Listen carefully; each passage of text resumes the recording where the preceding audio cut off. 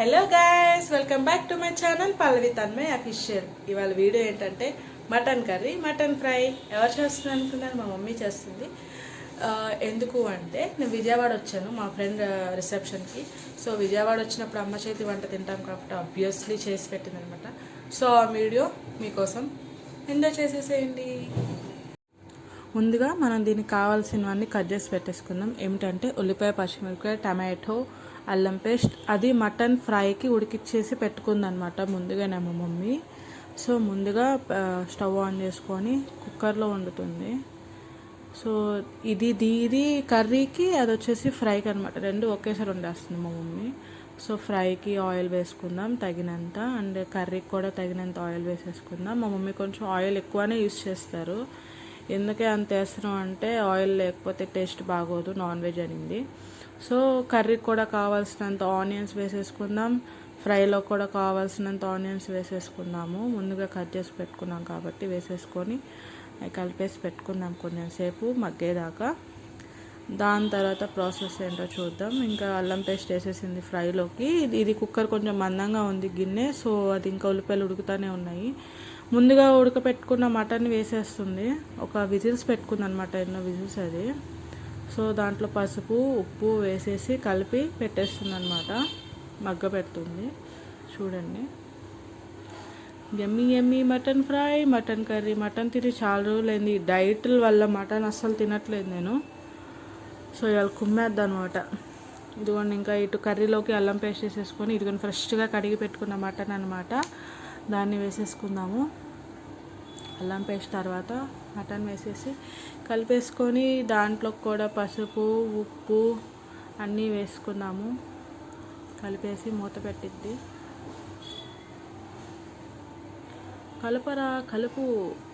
ఈలోపు ఇటు ముక్క ఉడికిపోతున్నది. ఆల్రెడీ విజిల్స్ పెట్టుకున్నాం కాబట్టి తొందరగా ఉడికిపోతుంది అనమాట. సో అందులో కావాల్సినంత కారం, మా మమ్మీ కారం అయితే దిట్టంగా వేస్తుంది అనమాట. కారం వేసి మూత పెట్టుకుందాము. తర్వాత ఇంకా కర్రీలోకి టమాటో వేసేసుకుందాము. నేను అడిగాను టమాటా మటన్ చేయమని, సో నా కోసం వండుతుంది టమాటా మటన్. ఇదిగోండి మా మమ్మీ, మీ మదర్ ఇండియా. సో దీంట్లోకి పేస్ట్ అనమాట, కొబ్బరి గసగసాల పేస్ట్ కూరలో వేసేసుకొని కలిపేసుకుంటుంది. అటు ఫ్రై, ఇటు కర్రీ వాసన అదిరిపోతుంది, కుతకుతలాడిపోతుంది. కర్రీ వచ్చేసి, ఫ్రై వచ్చేసి. ఇంకా కర్రీలోకి ఉప్పు, కారం అన్నీ వేసేసుకుందాము. ఉప్పు వేసేసాము కాబట్టి కారం అసలు చూడండి ఎన్ని స్పూన్లు వేస్తున్నాయి. ఇంకా అది చాలేదంట, మళ్ళీ తర్వాత ఇంకా వేయాలి అని చెప్తుంది. అది మనం కారం ఎంత వేసుకుంటే అంత బాగుంటుంది ముక్కకు పట్టి అంటుంది. టమాటో వేసాం కాబట్టి కారం ఎక్కువ వేసుకోవాలి, లేకపోతే సరిపోదు, తీయగా ఉంటుంది అని చెప్తుంది. సో టమాటో వేసేసిన తర్వాత కొబ్బరి గసగసాలు పేస్ట్ వేసేద్దాం. దీంట్లో ఏమేమి వేసిందో నేను చూడలేదు, కానీ కొబ్బరి పేస్టే అది. ఇదిగోండి, మీరు కూడా మీ ఇంట్లో ఎట్లానే వాటర్లో మనీ ప్లాంట్ పెట్టుకుంటారా? మా మమ్మీ మా ఇంట్లో ఎక్కడ పడితే అక్కడ మనీ ప్లాంట్ అనేది పెట్టేసిద్ది.